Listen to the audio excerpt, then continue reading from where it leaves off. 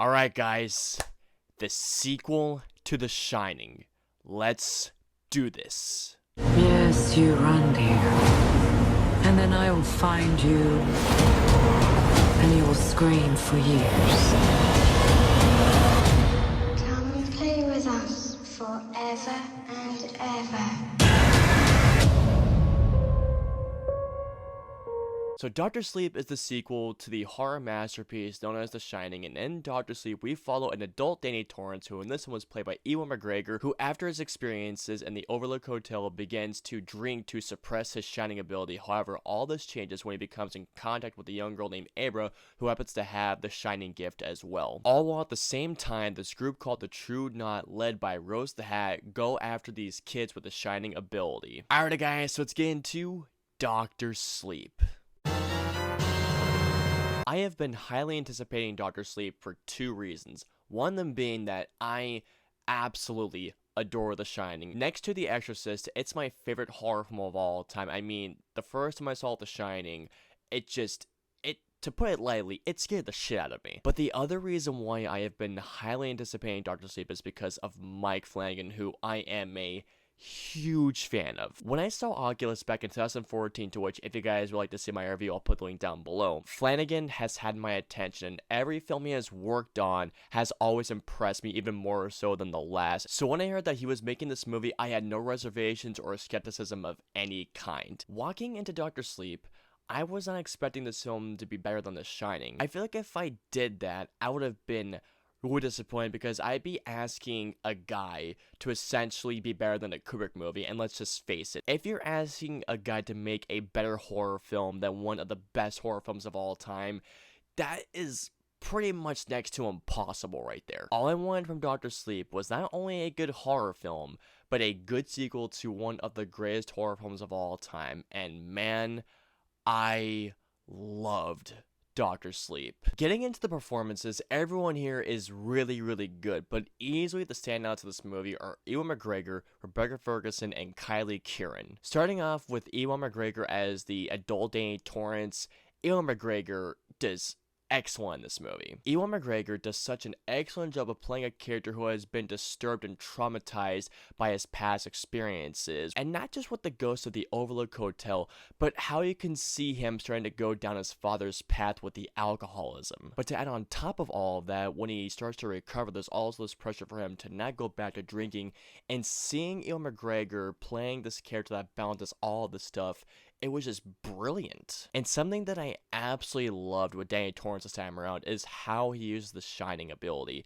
And there was this particular sequence that, I'm not going to lie, it brought a couple tears to my eye. Also, Rebecca Ferguson as Rose the Hat.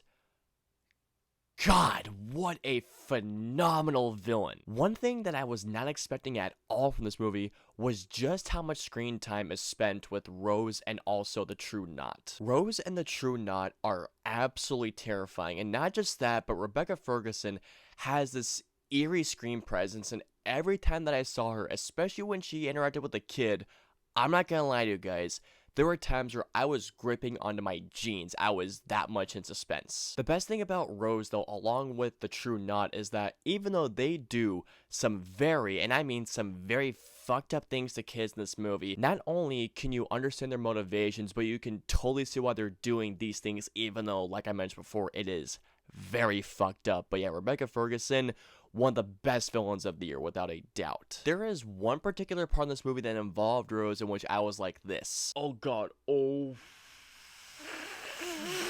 Though the one that particularly stands out is Kylie Curran as Abra. You guys have heard me say this so many times about horror films, so I'm just gonna reiterate myself here. When it comes to little kids in horror films, they can either make or break your horror film. Likely though, Kylie is on the former side. Not only is Kylie able to do the dramatic aspects very well, she's also able to be scared shitless when she absolutely has to be, but she's also very funny at times. But the best part of it all, she is a badass in this movie. Every time that she came on screen, I couldn't get enough of her. Also, when it comes to the technical aspects, Dr. Sleep has great, and I mean this film has great cinematography. There are just certain scenes into which how Mike Flanagan frames a shot, or just how he moves the camera, creates this feeling of uneasiness that I just could not shake off of me throughout the entirety of the movie. And when Flanagan does homage Kubrick, which don't worry, I'll get to a little, but he does it very, very well. Then there's a score by the Newton Brothers. The Newton Brothers create a score that's very eerie, suspenseful, and at times actually quite terrifying. They also do such a great job of not only honoring the original score, but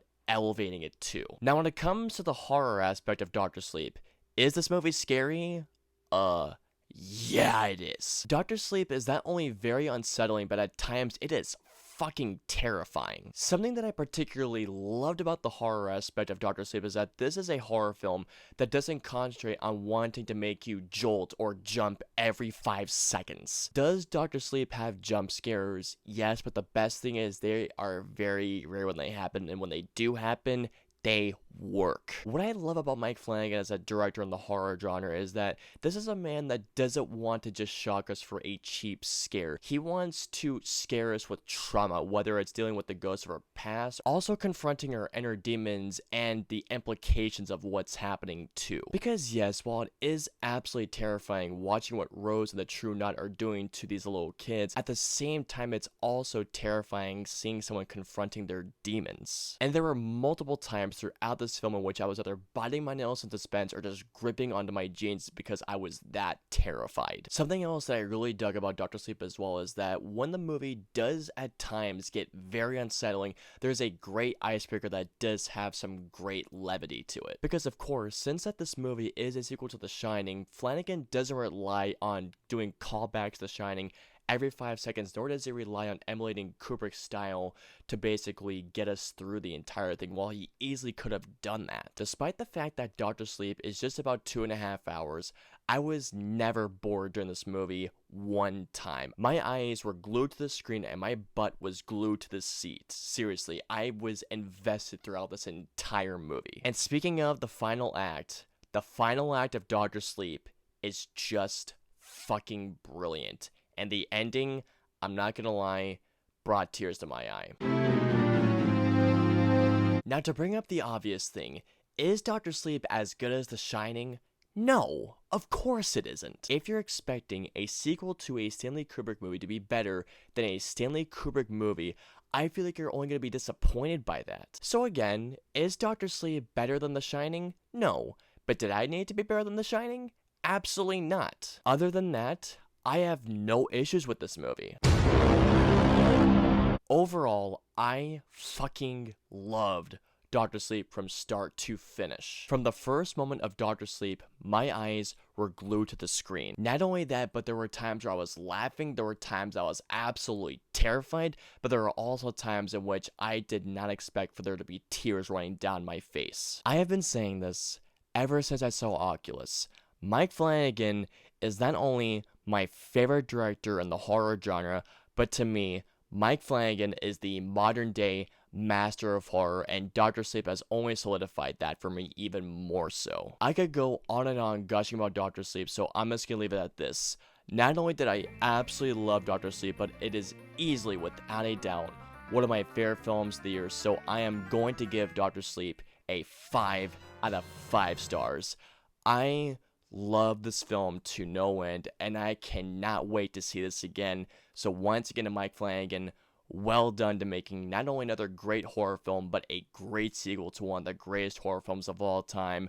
I cannot wait to see where you go from here. Alrighty guys, so comment down and let me know below. Have you guys seen Dr. Sleep? Are you looking forward to Dr. Sleep? Or what is your favorite Mike Flanagan movie? Let me know below. If y'all want to follow me on social media, I'm on Facebook, Twitter, Instagram, Twitch. I'm also on Snapchat and Stardust. So if you guys want to follow me on all those social media platforms, all the links and the usernames are in the description below. I hope you guys enjoyed my review of Dr. Sleep. If so, please hit that like button, share, and subscribe to see more reviews just like this one. Also, don't forget to hit that notification bell for whenever a new video of mine goes live.